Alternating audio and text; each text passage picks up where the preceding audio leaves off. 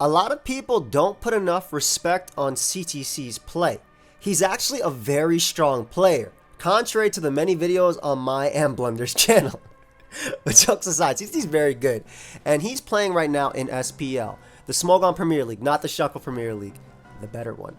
But right now his team is up 6-5. This is week 1. If he loses this, his team ties with the other team, which isn't the worst thing in the world, but he's also the final game of the week, and it would be so sick if CTC clutches.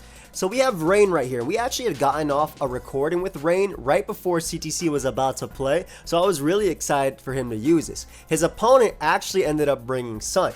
It's not too bad of a matchup though, because Barraskewda always revenges everything here, but Blaziken and Walking Wake can definitely get out of hand if CTC does not play too well. So we're going to get right into it. So the opponent's going to lead off with Walking Wake. Fantastic lead, honestly. Matched up well versus basically everything besides Archaladon. CTC, being an Assault Vest Archaladon, calls that very well and leads off with the one Mon that doesn't die to anything from the opponent. So it throws off a Draco Meteor immediately on the Iron Treads coming in. Does absolutely nothing. And then switches out into his Iron Treads because he knows that this Iron Treads could have Volt Switch. The reason he knows this is because his also has Volt Switch. This was a fire play because if Pelipper took that hit so early, he probably lost to Blaziken or the Weather War at that. Even Gouging Fire, probably the most dangerous Pokemon on this team. So that was a great play, especially because he's also a special attacker. But they got into their Balloon Gouging Fire. However, CTC is able to break it because, like I said, he knows about the Volt Switch tech because he's running the Volt Switch tech. Immediately out into Pelipper on Gouging Fire, knowing it's a Balloon, not booster energy or anything boosted. Can't really do too much there. So brings out Pelipper, going to U-turn out on Torkoal, and this allows him to get momentum because, I mean, he may be running a Rain team and Raging Bolt works great on Rain, but it also works great on Sun because of its ability. So he brings out the Raging Bolt, and this allows him to throw out potentially a Dragon Pulse here as Torkoal ends up staying in to get up rocks. Rocks aren't bad. If you want to win this Weather War, it makes sense. You're chipping away at Pelipper. You know it's running a Damp Rock, right? So you want to do this for to wear it down. But at the same time, you've just put yourself in a terrible position because if CTC clicks another Dragon Pulse, even Iron Tread is going to take too much. I think it's AV Iron Treads, though. I could be wrong about that. But he does predict the Iron Treads coming in beautifully and goes for a Weather Ball, and that's the electric immunity is gone. The better spinner, I would argue, is gone because Torkoal's not really going to be able to spin without sacrificing his health. So Dragon Pulse is going to come in. CC is going to take advantage of what should be a Draco Meteor. Even if it's a Shadow Ball, Iron Treads does live. Tanks that. And what he's going to do here is he's going to get up rocks because while he could Rapid Spin, even though he's in front of a Dragon Ball, he could definitely Rapid Spin. It's all about getting value out of the turn. Yeah, he could get rid of rocks now, or he can get his up to limit Torkoal to one more switch to put Walking Wake in range of close combat from Barraskewda, etc., etc. So this is all about positioning and CC getting value out of his turn. So Walking Wake comes out, and what he decides to do here is go Raging Bolt. This is a great play too because Hydro Steam is more than likely coming out. It's actually pretty free into this team. Barraskewda doesn't appreciate it. Iron Valiant dies. Honestly, the only thing on this team that does not die or is not, especially after rocks, is literally Raging Bolt. So it makes sense. And if they went for the Draco there and it was Calm Mind Iron Valiant, it could also it could be over if Visa went for that. So brings out Raging Bolt on the Hydro Steam, and CTC could easily throw off a Dragon Pulse here if he really wants to. I think he does that just in case they terrestrialize into a fairy type. I think he ended up going for Calm Mind just for that, which was a fire play either way because he could then hit them with Thunderclap after and still do a lot of damage, but ends up going out into Dragapult. He's going to go for the Thunderclap, and this is still really good because, again, he's putting it in range of Barraskewda endgame. Look how good Barraskewda is looking now with everything being, not the Walking Wake, but how, with Dragapult being so low. So Iron Valiant comes out. It's -2 Dragapult, which was forced to Draco to KO. Picks up, goes for knockoff just in case it wasn't like Specs or anything, or Scarf or whatever it was. It ends up being a Focus Sash variant, which is also why that Stealth Rock play was clutch, because he could have Thunder Wave. Focus Sash variants love to run Thunder Wave or Will-O-Wisp, so it goes right for the knockoff because it's relatively free, right? Torkoal comes out, it dies. You go Wake, knock it out with that in a close combat. Same thing with Gouging Fire with Stealth Rock up. Gouging Fire comes out, and it's actually interesting because Sun isn't up, so CTC can afford to take advantage of Iron Valiant's physical Volk, take the hit, and then SD up, and it's fast and everything, so it's looking like good game currently, but where there's a Blaziken, there is a way. Throws off a CC just to pick up a KO as Torkoal comes in. He's effectively won the Weather War as Blaziken comes out. Now, obviously, Blaziken can't terrestrialize, but first they're going to go for Protect. It needs a couple Protects in order to outspeed. CC ended up going for Liquidation there. I guess it was in case Blaziken decided to terrestrialize anyway. I think or even like just a random Terra Ghost. I feel like in that case, not even Terra Ghost, he would go for knockoff, right?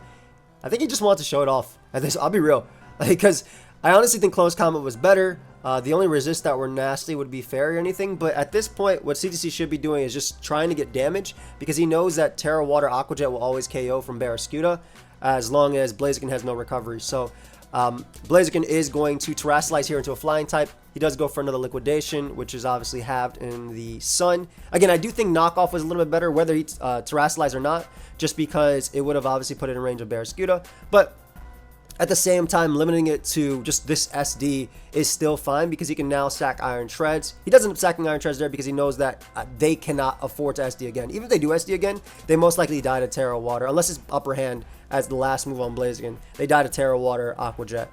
So Pelipper's going to come out, and it actually turns out that Pelipper is so defensive. I mean, yeah, obviously it's going to live a +2 close combat or Flare Blitz, especially in the rain. So Pelipper's going to throw off a Weather Ball there, as Blaziken ends up protecting. And what's going to happen is Walking Wake is going to come out as, again, CTC is just playing his endgame right now just well. He's not going to attack. He's going to attack what's in front of him. So he forced out Blaziken, so it's no longer a threat. Tanks the Hydro Steam, which is forced to go for because of the Iron Vow in the back.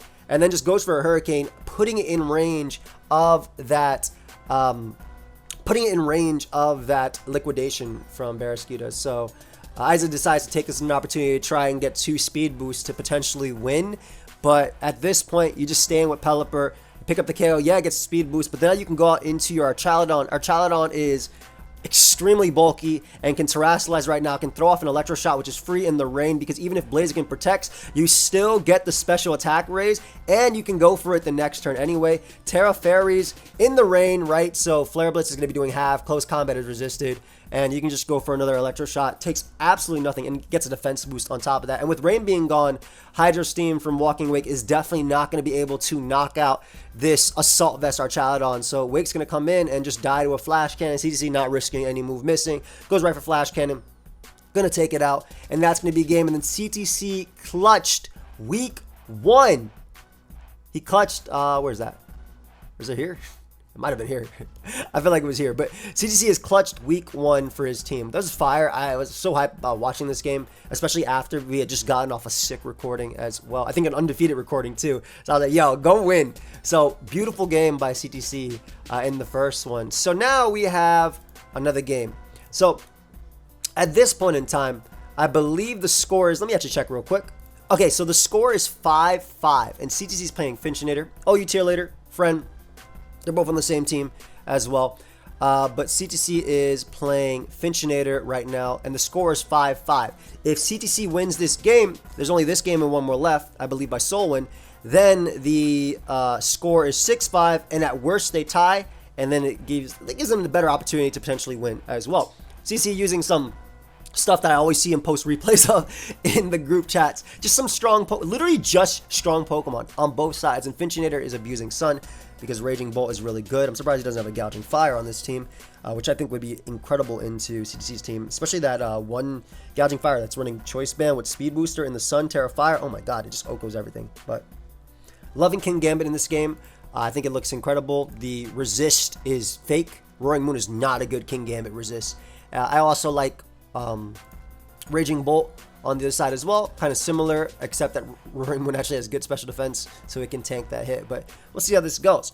So CTC's going to end up leading off, well, Finchinator leads off with a giant threat into the entire team. Beautiful, by the way, into Samurott. I believe this is a Focus Sash Samurott, so CTC's going to take an opportunity just to pop that balloon, help out Landers for later as well, help out